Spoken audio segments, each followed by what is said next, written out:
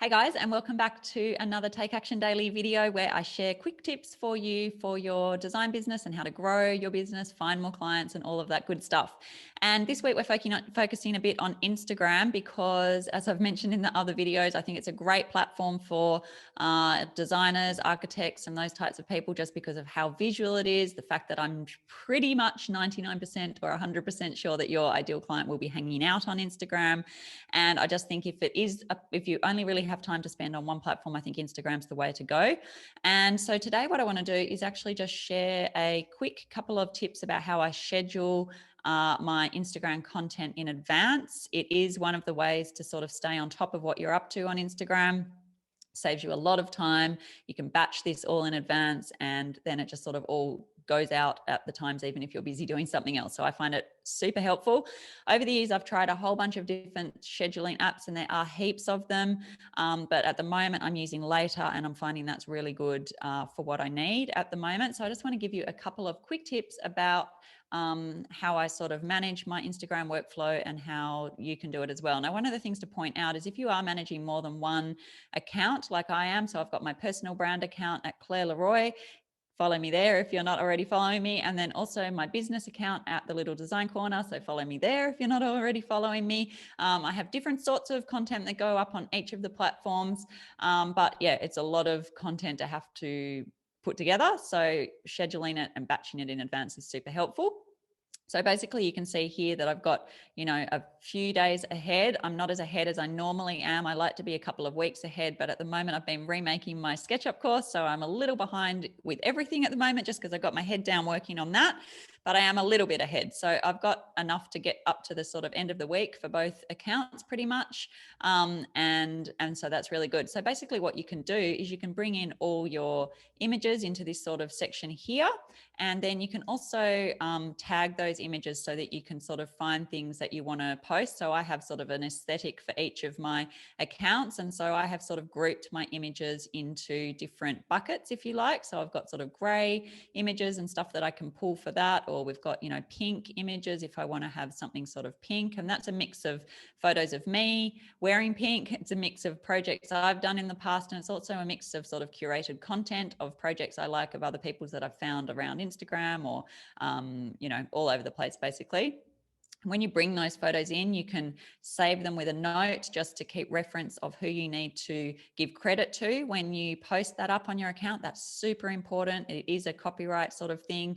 And it's really important to just give credit where credit is due, obviously, especially in the design world. We want to always be supporting and collaborating and acknowledging our colleagues. So make sure that you are always tagging people. Now, I wouldn't just write Liberty Interiors. I would find Liberty Interiors Instagram account and tag her account specifically. So just to be clear on that. So basically that's sort of how I bring all the content in. You've got all these sort of toggles here and your main media library is found sort of here. And this is where you can drag everything into your account. And this is where you would do the tagging as well. So there's sort of like tag system down here. And as you sort of bring things in, it will allow you to tag. This is only going to be a very quick lesson, an overview. Later actually have some really good, helpful blogs and videos about how to use their platform. Definitely have a look at that if it's of interest. And we talk more about Later in my Instagram course as well. So that's, if that's of interest to you as well, then that is another option.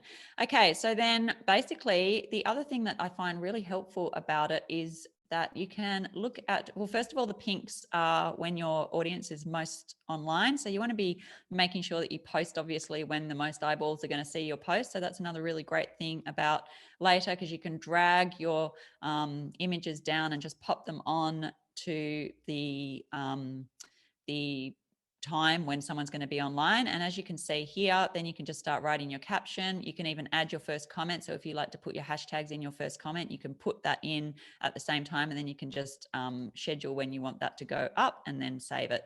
It will just schedule. I'll just leave that because I don't want that saved. So yeah, that will just sort of automatically schedule to there. Now, then you can also come to this preview view. And as you can see here, you can see how your feed is going to look based on what you have posted up in your sort of weekly view.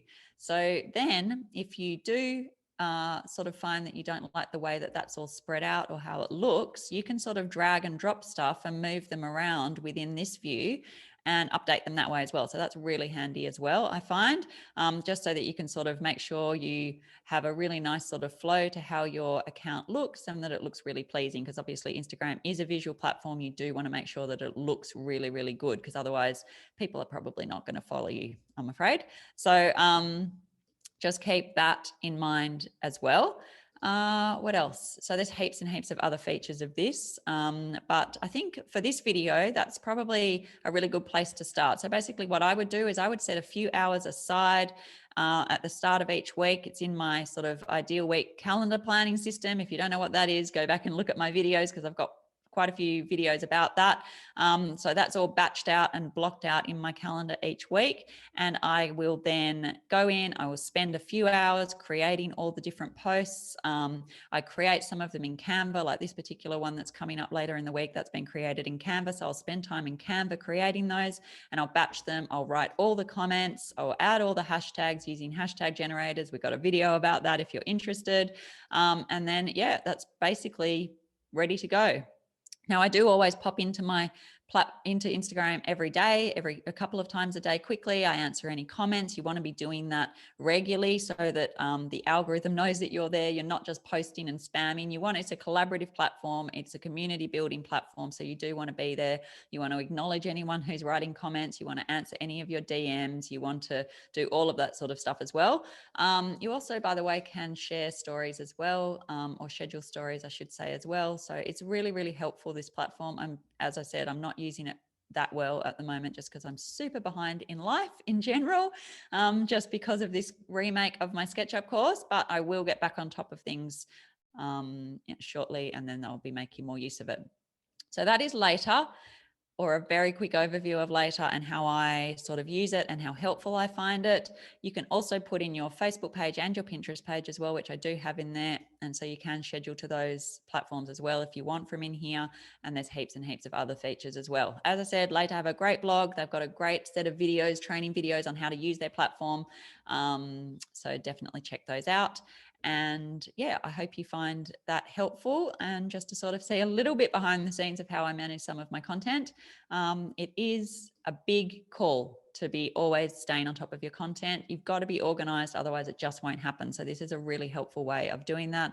Your life will get busy, your days will get busy, and you will forget to do it. So always try and set time aside, get ahead with your content if you can, and you'll find that your enjoyment of Instagram grows, rather than you just find it a complete pain in the neck, which I know a lot of you currently do. So yeah, that's today's tip. I hope you find that helpful.